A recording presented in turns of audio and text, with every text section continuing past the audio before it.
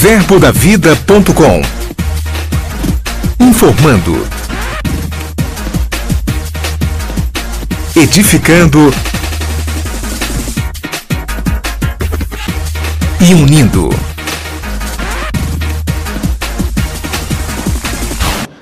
Olá pessoal, nós estamos aqui em Campina Grande, na sede da Igreja Verbo da Vida, que nesta noite nosso irmão, ministro de música, Azaf Borba, esteve cantando aqui conosco, ministrando louvores ao Senhor, e foi uma noite maravilhosa. E a gente vai conversar um pouquinho com ele, para ele falar um pouquinho do seu ministério, falar um pouquinho pra gente desses 35 anos, né, irmão Azaf? Aleluia! De cumprindo a carreira com o Senhor, de tudo que Deus tem feito na vida dele e através dele. A paz, irmão Azaf, é um prazer imenso estar aqui com o Senhor nesta noite. Prazer todo meu. Ah, que bom. E para a gente começar, eu queria que o senhor falasse um pouquinho, porque nós sabemos que o senhor foi pioneiro na composição de canções congregacionais, né?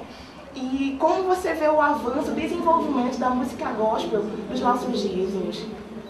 Primeiramente eu quero saudar aqui toda a igreja de Campina Grande, né? Povo querido, que eu conheço há tanto tempo, desde a época do meu querido Caio Fábio, com quem eu vim aqui a primeira vez, num programa paripense aqui num lugar onde a gente passou aqui pertinho, um lugar que cabia umas 20 mil pessoas, e ali eu conheci essa igreja maravilhosa de Campina Grande, né? E posso estar aqui de novo e hoje ministrando para um outro grupo com outra ênfase. Com respeito à sua pergunta, eu creio que muitas coisas mudaram na música gospel, né? Porque eu lembro quando eu comecei, não existiam tantas pessoas. Uma das coisas que mudou é o número de pessoas cantando, louvando, principalmente gravando. Antes um disco era uma raridade. Hoje, né, com a tecnologia que veio pelo mundo afora, hoje em qualquer canto tem um estúdio, tem muita gente gravando. Então essa proclamação ampliou-se.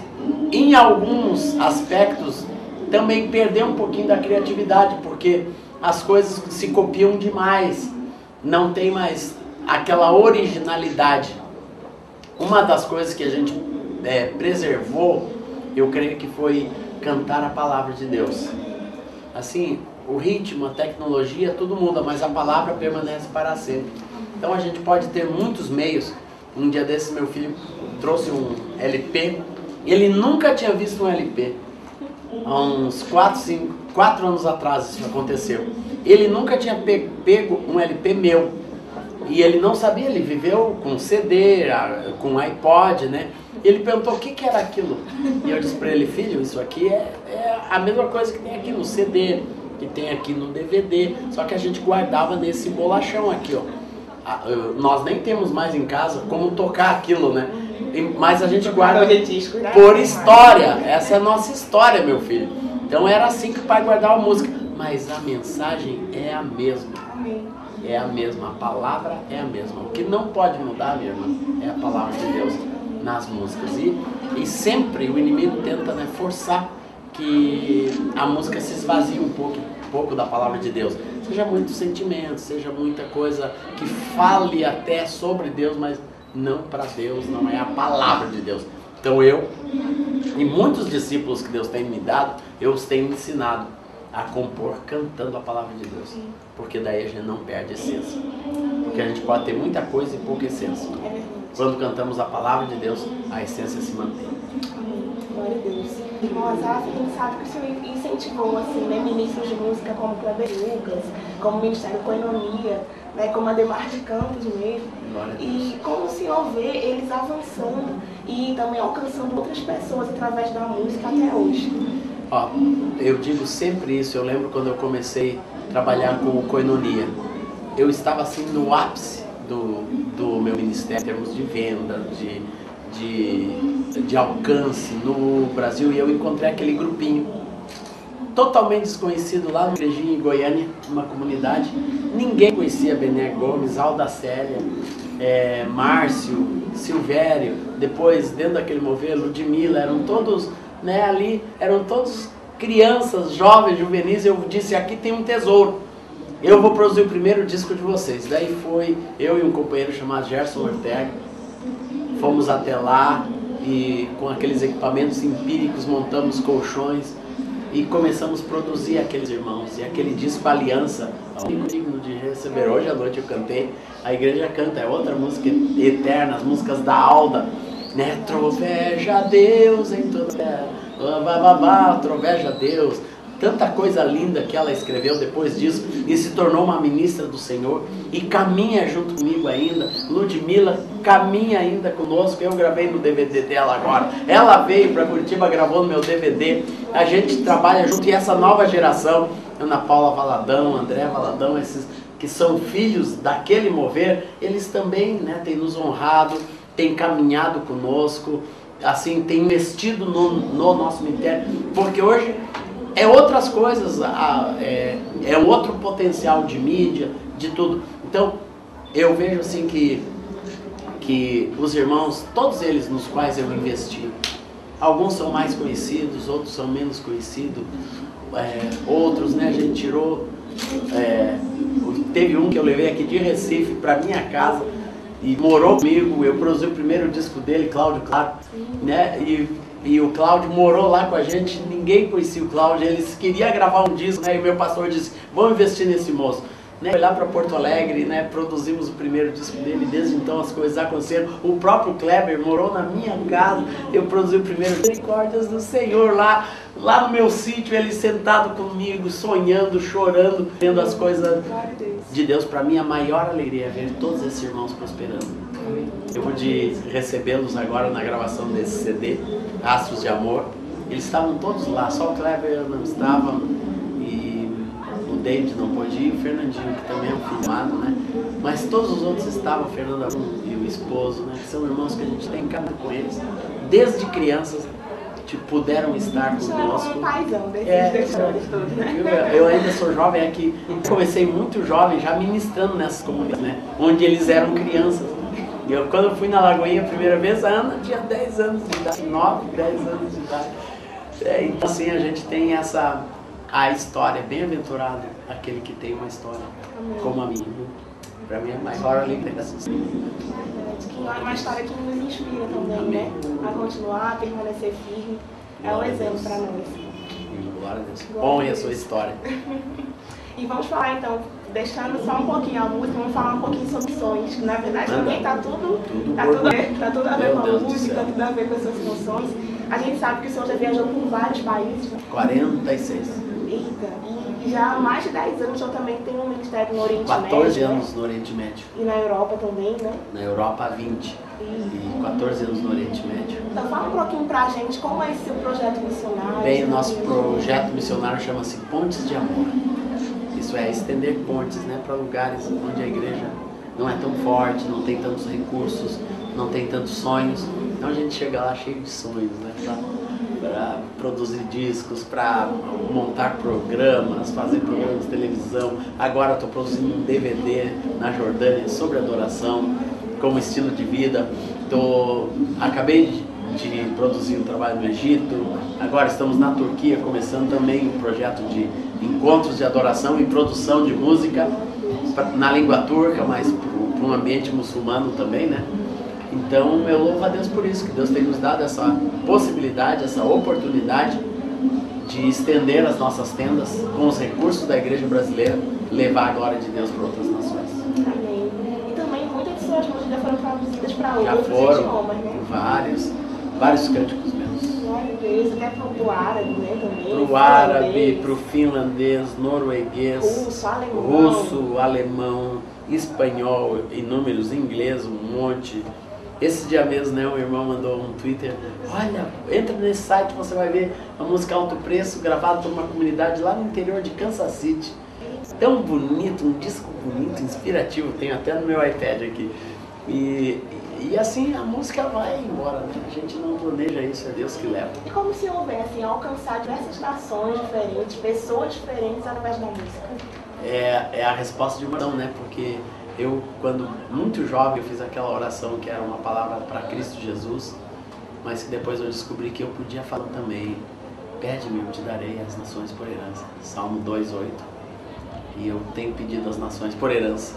Da igreja, não minha, do Asaf, né? Mas da igreja. Eu quero ser o precursor de muitos projetos missionários pelas nações. Eu quero ser aquele que abre as portas, como eu ouvi agora, né, de uma equipe que foi trabalhar na Jordânia.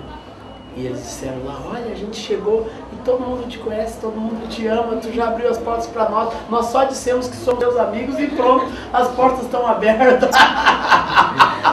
E um irmão disse, se vem do Azaf, pode vir, nós vamos receber, nós vamos ajudar, montamos. Não sou eu, né, mas é a graça de Deus nessa obra de pioneirismo, né. Você completou 35 anos de carreira, né? 35 anos, na estrada. Que maravilha! E quais são os sentimentos assim, que norteiam o seu coração de estar aí mais de 3 décadas cumprindo a carreira em Deus, fazendo aquilo que Deus me chamou para fazer? Olha, para mim, cada vez mais é o sentimento de dependência. Porque antes eu tinha muitas coisas naturais, né? Antes eu tinha mais força física. Não que eu me renovo, né? Mas hoje tenho que dormir mais para estar bem, a voz vai rápido embora. Então, essa continuidade é uma continuidade que necessita depender de Deus mais. Eu acho que isso é uma coisa extremamente positiva. E depender de Deus, eu descobri por que eu não dependia mais de Deus antes. Porque é muito mais gostoso você depender inteiramente de Deus para a sua saúde, para os seus recursos. Antes, teve uma época em que eu vendia muito mais do que eu vendo hoje, em termos de disco, então as finanças eram mais simples. Hoje eu dependo mais do Senhor, né, para gerir o nosso ministério. Graças a Deus nunca fechou as portas. Eu estava fazendo um relatório esse mês, porque a gente está transformando a empresa numa empresa de comunicação, não só de produção de disco, mas de comunicação para rádio, televisão. E eu tive que mudar o contrato e fiz um relatório assim desses 28 anos que a empresa existe. Nunca faltou um salário, nunca passou um cheque sem fundo, nunca, assim, nunca teve dinheiro sobrando, sempre no limite, né? Deus paga as contas no limite e diz, a minha graça basta para vocês, fiquem firmes que o mês que vem tem. Então foram 28 anos assim de uma empresa que já passou por todos os planos que os mais velhos aqui, vocês que estão nos assistindo, sabem quantos planos financeiros esse país já passou.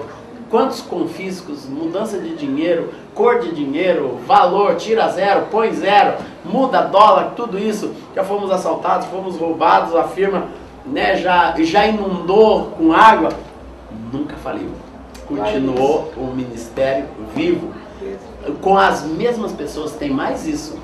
São as mesmas pessoas que trabalham lá há décadas, todos irmãos de aliança, né? Todo mundo ali, a família, agora a nova geração chegando, eu e os meus irmãos ministramos juntos e temos um ministério juntos e nos desenvolvemos juntos. Glória a Deus, muito lindo essa história, muito legal. Glória a Deus. E para a gente encerrar a nossa entrevista, o senhor comentou no início da sua administração hoje à noite, que o senhor conheceu o irmão Gerard Foster, né? O Geraldo. Nós éramos companheiros de oração, toda segunda-feira nós almoçávamos e orávamos juntos. Por muito tempo em Porto Alegre, ele era solteiro, a Marinete ainda não tinha chegado, né? Eu acompanhei aquela época de namoro, dele conhecendo, e fui muito amigo daquele irmão. Ele deixou comigo um violão, que eu tenho até hoje, não me desfaço daquele violão, ele ama desse irmão. Está lá no meu escritório. Tudo muda no escritório, agora é um escritório bonito, grande, né? Num prédio bonito, mas o violão do Gerald fica ali do meu ladinho. Glória a Deus. Gerald, um abraço.